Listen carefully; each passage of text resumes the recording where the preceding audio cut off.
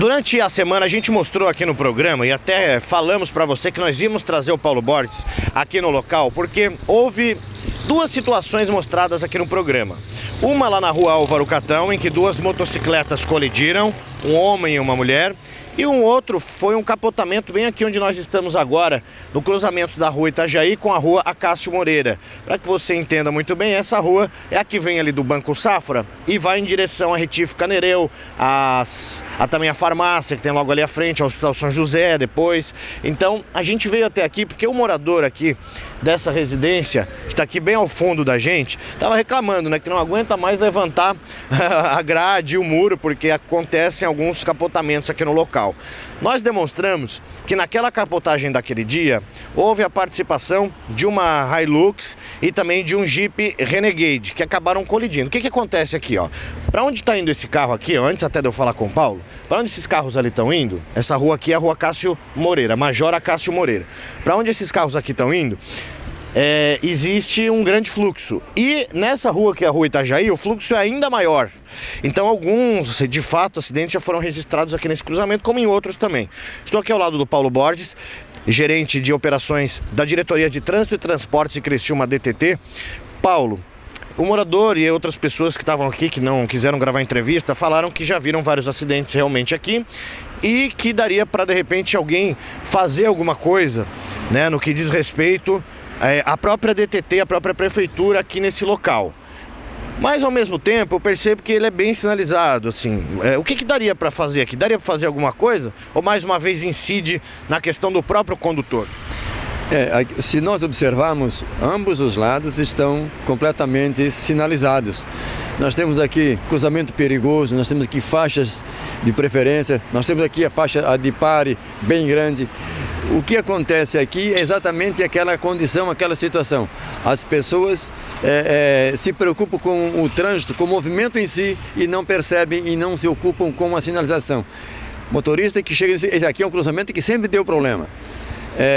Me lembro de outras oportunidades que aqui vários acidentes se aconteceram. Então aqui está sinalizado.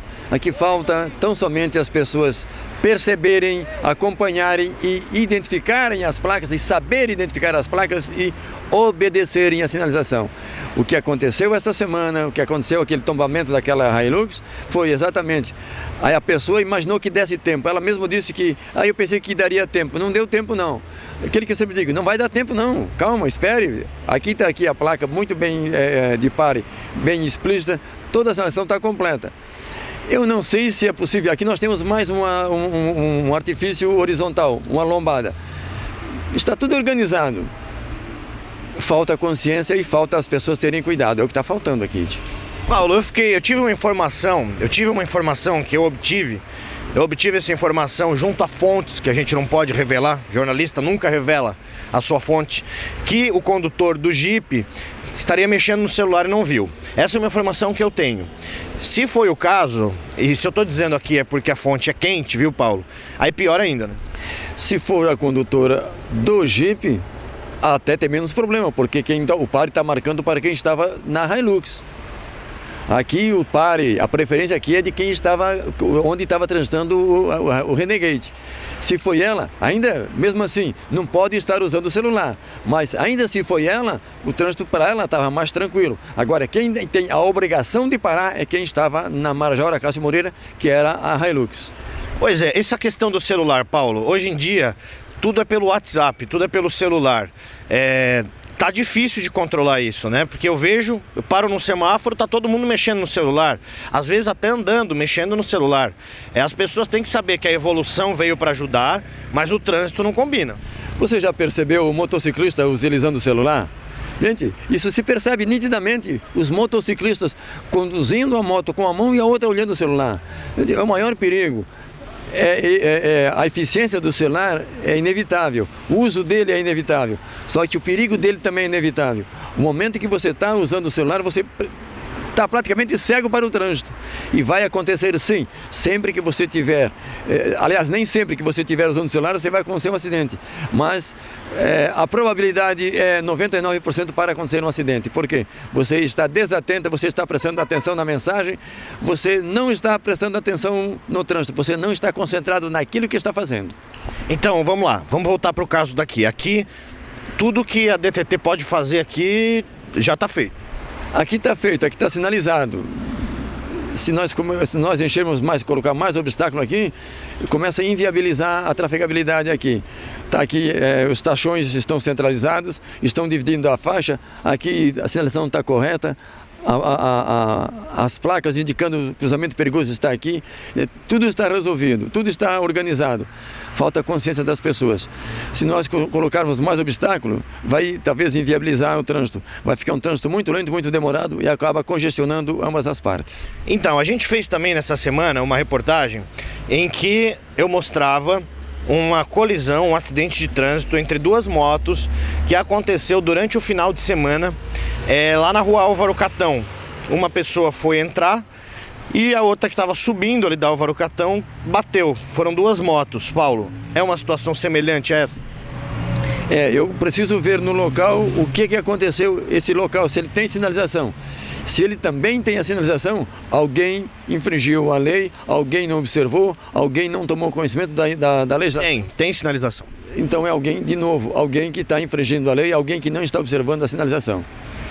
Então tem que parar quem está indo para entrar na Álvaro Catão, porque os carros automaticamente vêm em maior velocidade, né? Uma pista mais rápida, e quem for entrar tem que ficar muito mais atento. Eu preciso ver, eu gostaria de ver isto para dar um parecer mais técnico. Eu, assim, à distância, eu não consigo observar, mas podemos observar sim, vamos observar, vamos lá ver isso então.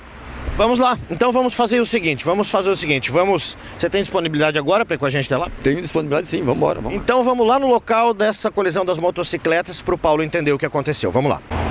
E agora estamos aqui no cruzamento da rua José do Patrocínio com a rua Álvaro Catão. O Paulo veio com a gente até aqui, gentilmente nos trouxe que ele queria ver de perto, e tá certo ele mesmo, para ver a situação, até pra gente não cometer nenhuma injustiça.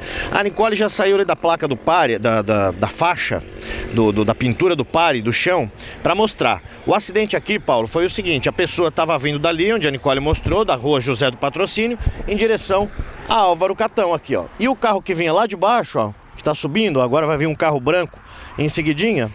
Esse carro aí, essa moto, aliás, foram duas motocicletas, ó, ela colidiu exatamente assim, ó, desse jeito, bem desse jeito aqui, ó, como aconteceu aqui, só que agora que bom que não aconteceu nada. E aí, Paulo, o que dá pra dizer? O veículo que estava na José do Patrocínio é responsável pelo acidente, porque aqui está a marca de pare e tem que dar preferência para quem está subindo. Primeiro, vem em alta velocidade, porque está fazendo a subida. Esse aclive aqui é bastante acentuado, então está vindo em velocidade. Aqui está a placa de pare. Foi falta de atenção e não observar a sinalização. A pessoa, o condutor que estava na rua José do Patrocínio é responsável sim pelo acidente. Certo, aqui dá para ver inclusive, ó, Nicole, ó, do lado do pare, inclusive, eu peço que você volte ali, ó, tem a faixa contínua. Também muita gente não presta atenção nisso, Paulo. Quando tem uma faixa só contínua, as pessoas têm que saber que... O que tem que saber? Vamos lá, não pode ultrapassar. São duas condições que tem que ser observada. Quando ela está do lado do meio-fio, é proibido estacionar nesta faixa. Se ela está no centro da via, a faixa contínua, é proibido fazer a ultrapassagem. Então quem está seguindo aqui não pode fazer nenhum movimento de ultrapassagem nesta faixa quando está tracejada, aliás, quando ela está em faixa contínua amarela. Se for tracejada é outra coisa. Agora, quando ela está contínua no centro da via, não pode ultrapassar. Então quem vem da Álvaro Catão não tem como parar, né? Isso é fato, né? Quem vem da Álvaro Catão, aliás, nem tem visibilidade muito bem para quem está aqui. Aqui não tem boa visibilidade, justamente por isso. E essa é uma das preferenciais, essa é a preferencial.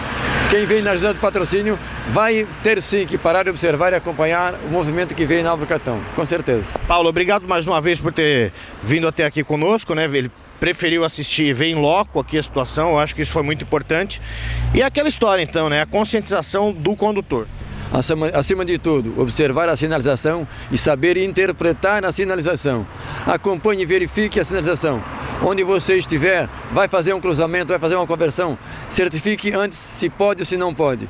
É importante para se evitar conflitos, se evitar enviar, se envolver em conflitos de trânsito que os danos cobrem, o seguro cobre os danos, mas quanto tempo você vai ficar sem carro? Enquanto for danos materiais e quando for danos pessoais, como é que fica? Então é preciso sim ter consciência, ter acompanhamento e entender e compreender e respeitar a sinalização.